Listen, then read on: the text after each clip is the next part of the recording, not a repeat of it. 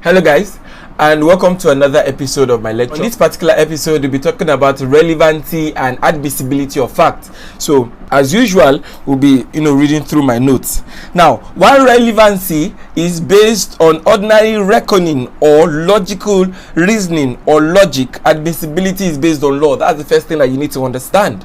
Do you understand? So, when we are talking about relevance of a particular fact is based on what? Relevance of a particular fact is based on logic and then the reasonability of that particular thing, while admissibility is based on law. So let's hold that on one hand before we continue.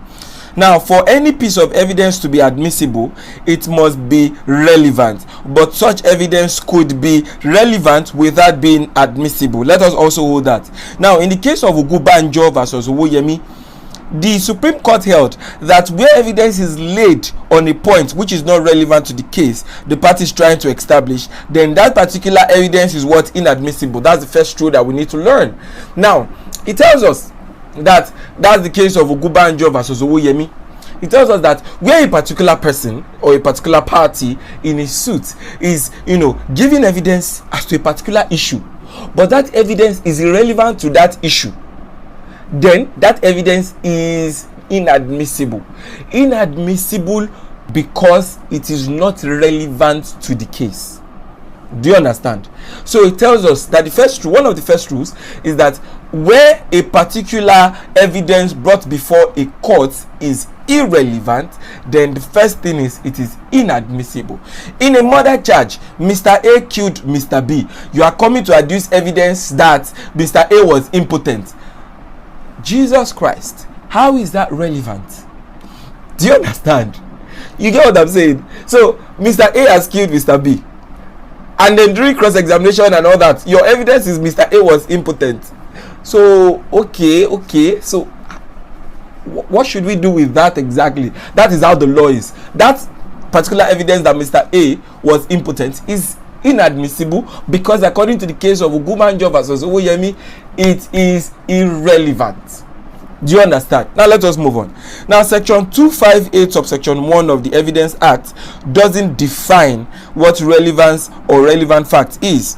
However, Black's Law Dictionary tells us that relevant fact means logically connected and tending to prove or disprove a matter in issue, having appreciable value, that is, rationally tending to persuade people of the probability or possibility of alleged facts.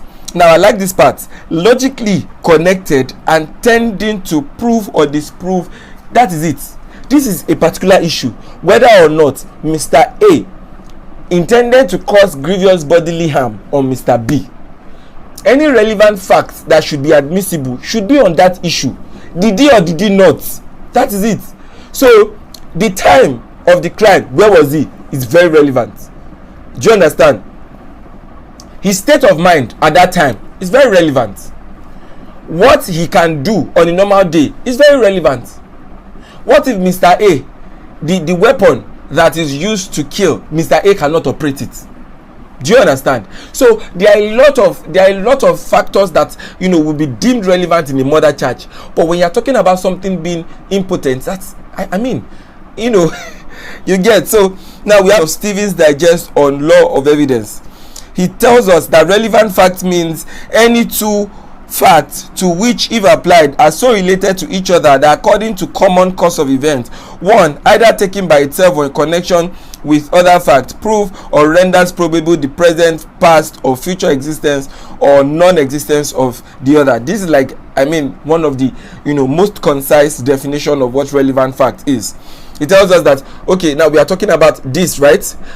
If we are able to prove this particular fact that I'm bringing, it will help us tell us what this is. Do you understand? So, for example, the murder weapon is a dagger. The fact that the person is Hausa might be relevant because most Hausa people use daggers. Do you understand? As opposed to Igbos, it is less likely to find dagger in an Igbo man's house. I'm just trying to give you an example.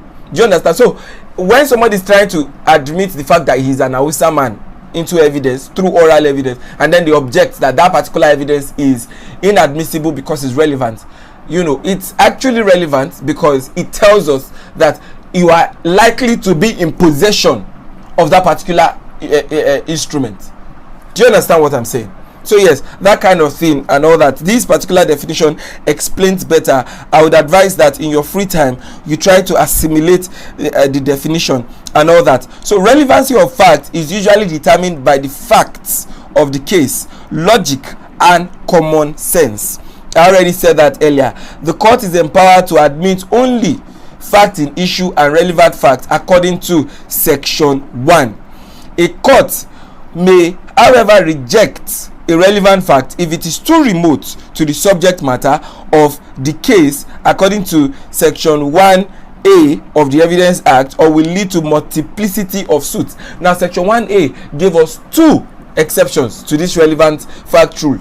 You know that the rule is where a fact is relevant is admissible, where a fact is irrelevant it is inadmissible. The first exception, even though a fact is relevant but it is too remote, who determines if the fact is too remote? The judge. If it is too remote, it is not relevant. Number 2, if that fact will lead to multiplicity of suits, even though it is relevant, it is inadmissible. Do you understand that? So 2 rules can be seen in section 1A of the Evidence Act. That's 2 exceptions. Number 1, relevant fact to be inadmissible if it is too remote. Number 2, relevant fact to be inadmissible if it establishes multiplicity of suits, if it's going to cause multiplicity of suits.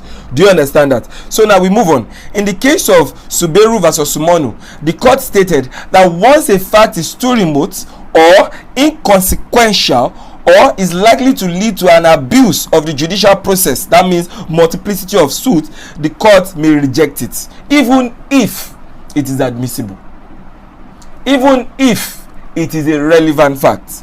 In the case of Waboku versus the state, the Supreme Court held that admissibility is based on relevance.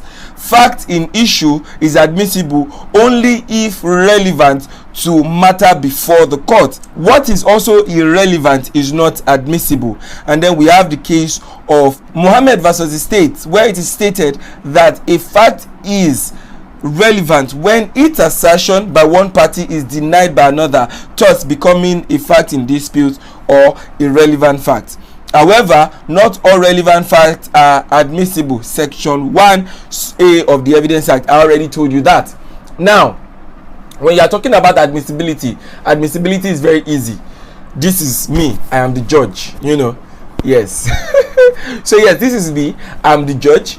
2 parties are before me. This person has brought evidence, that person has brought evidence. I am to determine what evidence enters into the court. That's admissibility. Is this evidence supposed to enter? Yes. Is that evidence supposed to enter? No. Do you understand? So if I rule that particular evidence is not supposed to enter, it is inadmissible. If I rule that the particular evidence is to enter, it's admissible. So the first rule of admissibility is that all relevant facts are admissible. All relevant facts. Now, then we begin to cut down certain exceptions.